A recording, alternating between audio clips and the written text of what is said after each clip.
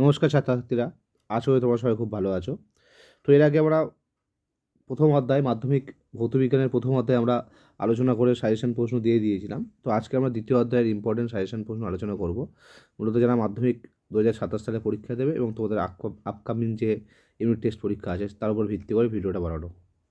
এখানে প্রথমে তোমাদের ক্লিয়ার করে দিই যে এই সাজেশনটা টেক্সট বইয়ের উপর ভিত্তি করে বানানো, এবং এখানে আমি কমপ্লিট সাজেশন টেক্সট বই ভিত্তিক লাইন তুলে তো দেবোই, তার সঙ্গে ইম্পর্টেন্ট কোশ্চেন যেগুলো বিগত বছরের প্রশ্ন পরীক্ষায় এসছে সেই প্রশ্নগুলো বলে দেবো ইম্পর্টেন্ট। তো ভিডিওটা খুবই গুরুত্বপূর্ণ হবে। তোমরা যারা এখনও ফলো করোনি বা সাবস্ক্রাইব করোনি, ইতিমধ্যে সাবস্ক্রাইব করে নাও, যারা ইউটিউব চ্যানেলতে দেখছো বা যারা ফেসবুক থেকে দেখছো। এবার বলে রাখি, প্রথমেই বলবো যে এই সাজেশান থেকে কোন প্রশ্নটা এবারে মাধ্যমিকে এসছে সেটা দেখো। মানে আমার সাজেশানটা অন্যভাবে বলানো, সমস্ত সমস্ত বইয়ের যত গুরুত্বপূর্ণ প্রশ্ন আছে সবই মোটামুটি 99% তুলে নেওয়া আছে সাজেশানে, ঠিক আছে? এবং যেটা এসছে সেটা বাদ দিয়ে বাদবাকিগুলো পড়লে তোমাদের কাজ হয়ে যাবে, ঠিক আছে? তো এদিক ওদিকের কথা বলে লাভ নেই, শুরু করছি। এই যে প্রশ্নটা তোমরা দেখবে 4.1-এ তোমাদের মাধ্যমিকে এসছে, চার্লসের সূত্র কাকে বলে, গাণিতিক ব্যাখ্যা করো, ঠিক আছে? এবং তো 13 দাগ আর 14 দাগের যে প্রশ্নগুলো পড়ে গেছে, এই দুটো প্রশ্ন তোমাদের প্রায় পড়ে গেছে সাজেশান থেকে। এই ধরনের এই প্রশ্নটা তো ডাইরেক্ট এসেছে, আর এখান থেকে কিছুটা একই রকমভাবে এসছে। তো সেই জন্য বলছি যে এই সাজেশান বা এই ভিডিওটা তোমরা প্রথম থেকে গুরুত্ব দিয়ে দেখবে। এই প্রশ্নগুলো যদি তোমরা ভালোভাবে করে নিতে পারো এবং এর ব্যাকগ্রাউন্ড যে কনসেপ্টটা যদি তোমরা ক্লিয়ার করে নিতে পারো তোমাদের যে যার টিউচারের কাছে, তো মোটামুটি মনে করো যে মোটামুটি ভৌতবিজ্ঞান পরীক্ষা খারাপ হবে না, ঠিক আছে? তবে এখানে কোনো গাণিতিক অঙ্ক নেই, এখানে বলো গাণিতিক কোনো কোশ্চেন নেই, যা আছে টেক্সট বই থেকে কোশ্চেন আছে। গাণিতিকের জন্য আলাদা ভিডিও আমরা পরে দেবো। যাই হোক, এখন কী কী ইম্পর্টেন্ট কোশ্চেন সেগুলো বলে দিই, ভালো করে দেখো। শর্ট কোশ্চেন, বড় প্রশ্ন মিশিয়ে আছে। আশা করি আমি কী ধরনের প্রশ্ন দিচ্ছি তোমরা বুঝতে পেরে গেছো। গ্যাসের চাপ মাপা হয় কোন যন্ত্রের সাহায্যে? বায়ুমণ্ডলীয় গ্যাসের চাপ যদি পি হয় তাহলে এইচ গুণ ডি গুণ এখানে কী হবে? প্রমাণ, এখানে প্রশ্নটা একটু ভুল আছে প্রথমে। প্রমাণ বায়ুমণ্ডলের চাপ বা 1 অ্যাটমসফিয়ার চাপ কাকে বলা হয়? 1 পাস্কেল সমান কত নিউটন পার মিটার স্কোয়ার? বয়েলের সূত্রটা এবারের জন্য খুব ইম্পর্টেন্ট প্রশ্ন, ভালোভাবে পড়বে। চার্লস পড়ে গেছে তো বয়েল ইম্পর্টেন্ট। বয়েলের সূত্র পরীক্ষার জন্য ভ্যাকুয়াম পাম্প কে নির্মাণ করেন? বয়েলের সূত্র ধ্রুবক কি? পিভি রাশিটির এসআই একক ও সিজিএস একক। বয়েলের সূত্র থেকে পি বনাম ভি লেখচিত্র অঙ্কন করো, লেখচিত্রের প্রকৃতি কেমন? পরের প্রশ্ন, পিভি বনাম পি লেখচিত্র অঙ্কন করো এবং লেখচিত্রের প্রকৃতি কেমন? এই বয়েলের সূত্র থেকেই প্রশ্ন। বেলুনে ফু দিলে বেলুনের আয়তন বাড়ে ও চাপও বাড়ে, এই বয়েলের সূত্র কীভাবে লঙ্ঘিত হয় সেটা ব্যাখ্যা করো। জলাশয়ের তলদেশ থেকে বায়ুর বুদবুদ ওপরে জলের উপরে উঠে আসার সময় তার আয়তন ক্রমশ বাড়তে থাকে কেন? চার্লসের সূত্র। এই দুটো প্রশ্ন বাদ দাও, এই দুটো প্রশ্ন তোমাদের পরীক্ষায় পড়ে গেছে, প্রথমে বলে দিয়েছি।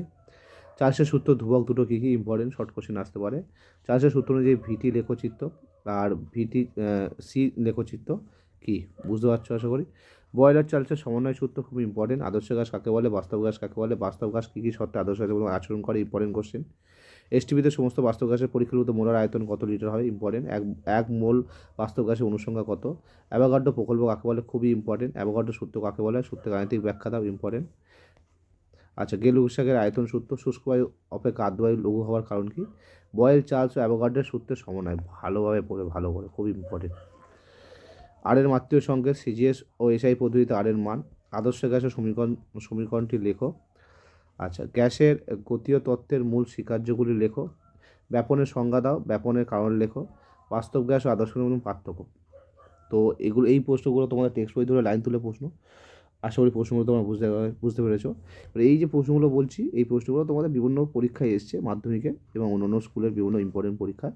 তো এই প্রশ্নগুলো দেখে নাও একবার করে। কী কী প্রশ্ন দেখো, এগুলো বিগত বছরই ইম্পর্টেন্ট কোশ্চেন। পরম শূন্য উষ্ণতাকে পরম কেন বলা হয়? একটু আগে এই প্রশ্নটা আমি বলে দিয়েছি। আয়তন কেন বড় হয়? আদর্শ গ্যাস বাস্তব গ্যাসের মধ্যে পার্থক্য। পিভি ইকুয়াল টু এনআরটি সমীকরণটি ব্যাখ্যা করে গাণিতিকভাবে। সার্বজনীন গ্যাস ধ্রুবক আর এর মাত্রা লেখো। সেলসিয়াস স্কেলে পরম শূন্য উষ্ণতার মান কত? এই প্রশ্নটা অ্যাকচুয়ালি মাধ্যমিক এবারে এসছে, এরম ধরনের মান, এরম ধরনের প্রশ্ন। 3 গ্রাম মোল কোন গ্যাসের আদর্শ গ্যাসের সমীকরণ? চার্লসের সূত্র ধ্রুবক কী কী? পরম শূন্য তাপমাত্রা আদর্শ গ্যাসের আয়তন কত? বয়েল চার্লস অ্যাভোগাড্রোর সমন্বয় সূত্রের সমীকরণ, যেটা আমি একটু আগে আলোচনা করে দিয়েছি। মানে আলোচনা বলতে প্রশ্নটা বলে দিয়েছি। ভি বনাম টি কে মানে কেলভিন স্কেলের লেখচিত্র। বয়েলের সূত্র ধ্রুবক কী কী? মানে যে প্রশ্নগুলো আমি তুলেছি সেগুলোই বিগত বছরে বা বিভিন্ন স্কুলের প্রশ্নতে এসেছে। কোনো তাপমাত্রায় গ্যাসের অণুগুলির বেগ শূন্য হয়। আদর্শ আদর্শ গ্যাসের আয়তন ও ভর অপরিবর্তিত থাকলে পিটি লেখচিত্র আঁকো, ইম্পর্টেন্ট। শুষ্ক বায়ু অপেক্ষা আর্দ্র বায়ু হালকা হয় কেন? এটাও বলেছি একটু আগে। আদর্শ আচরণ থেকে বাস্তব গ্যাসগুলি বিচ্যুতির কারণগুলি আলোচনা করো। ভালো প্রশ্ন। আদর্শ গ্যাস কি? একটি আবদ্ধ পাত্রে রক্ষিত কোনো গ্যাসের একটি আবদ্ধ পাত্রে, তো উষ্ণতা বৃদ্ধি করলে এটা হবে। একটি আবদ্ধ পাত্রে রক্ষিত কোনো গ্যাসের উষ্ণতা বৃদ্ধি করলে চাপের ওপর কী প্রভাব পড়বে? যুক্তিসহ লেখো। ভালো করে প্রশ্নটা পড়ে নাও। উষ্ণতা বৃদ্ধি করলে। এসআই পদ্ধতিতে গ্যাসের চাপের একক কী? উষ্ণতার কেলভিন স্কেলে প্রতি ডিগ্রি ব্যবধানে সেলসিয়াস স্কেলের প্রতি ডিগ্রি ব্যবধানের সমান। সত্যটা মিথ্যা। বয়েল ও চার্লসের সূত্রের সমন্বয়। আদর্শ গ্যাস কাদের বলে? বাস্তব গ্যাসগুলি আদর্শ আচরণ থেকে বিচ্যুত হওয়ার কারণ কী? তো এই ছিল তোমাদের দ্বিতীয় অধ্যায়ের খুব গুরুত্বপূর্ণ প্রশ্ন। আশা করি তোমাদের প্রশ্নগুলো ভালো লেগেছে, আর ভিডিওটি ভালো লাগলে আমাদের পাশে থাকবে। এরকম ধরনের ভিডিও আরও পেতে অবশ্যই চ্যানেলটা ফলো সাবস্ক্রাইব করে রাখবে।